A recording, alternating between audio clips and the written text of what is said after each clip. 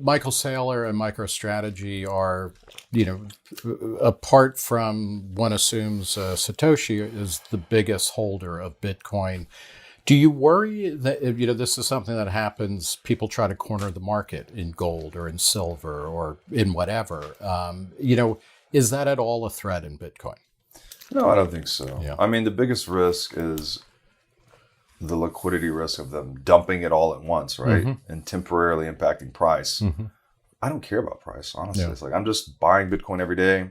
I opportunistically buy more when there's big dips and I have an extra chunk of USD coming in. Mm-hmm. When you adopt that strategy, you actually you appreciate the downside volatility, right? When Bitcoin contracts on other people's fear, I'm on the other side of that trade. I'm being greedy when they're fearful. Right. So in a situation where someone accumulates an excessive amount of Bitcoin, first of all, and specific to Saylor, I don't think he's ever going to sell. Right. I think he's in it for the right reasons. I believe in the guy. Yeah. There's a lot of Bitcoiners that have different thoughts, whatever. If, though, it was somebody that was going to accumulate 250,000 Bitcoin with the intention of dumping it, I'd bring it on. Yeah. I'll buy it from you all day. What about your view of other cryptocurrency? In your view, is that even worth talking about, or is that just, a different kind of beast altogether? I can sum it up pretty quickly. I look at Bitcoin as more akin to the internet itself. Mm-hmm. Like the internet's a stack of protocols for moving information. Bitcoin's the same thing for moving economic value. Mm-hmm. It's one of a kind, path-dependent emergence. It just can't be replicated. Right. It's its own animal. And it kind of like snaps onto the internet too. So it really is part of the internet. Right. Everything else is a control P of Bitcoin's code trying to do other things. It's liquid venture capital over here. So we have the internet, like a protocol no one can control, versus companies essentially that people can control. Yeah. And so they might have some value for various kinds of uses venture and capital. Things like that. Yeah. Venture capital, though, with a very low bar of due diligence. Right? Traditionally, venture capital that we hear about in the world goes through a lot of filters before we see it.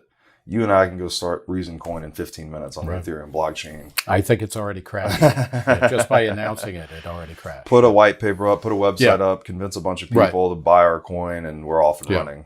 And that's why there's so much scamminess in the space. Do you, just as a general moment, and I'm thinking broadly when you were talking about the internet, the internet kind of emerged in the late 80s as a semi-public format, certainly in the 90s as the web was laid on top of it and became user-friendly, it became a mass medium.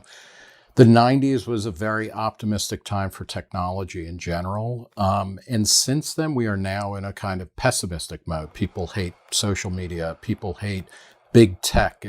Somehow Amazon, emerged after delivering everything we wanted for, 2 years of lockdown. We really hate it more than ever. Are we in a technological, pessimism mode? And what snaps us out of that? Do we hate it? I don't know. Well, let's put it this way.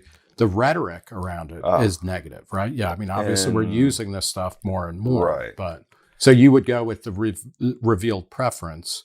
Yeah. Is that the stuff we like, we're using more often. And look, I mean, there's a grand sociological experiment taking place here, right? With social media, and it's flipped the script on everything, right? We used to have public discourse on television, and now it's like you watch Twitter to see what they're talking about on TV. It's That's really right. And you use your TV to watch YouTube videos, right? Yeah, I mean, it's always fascinating. The Emmys, or not the Emmys, the Oscars.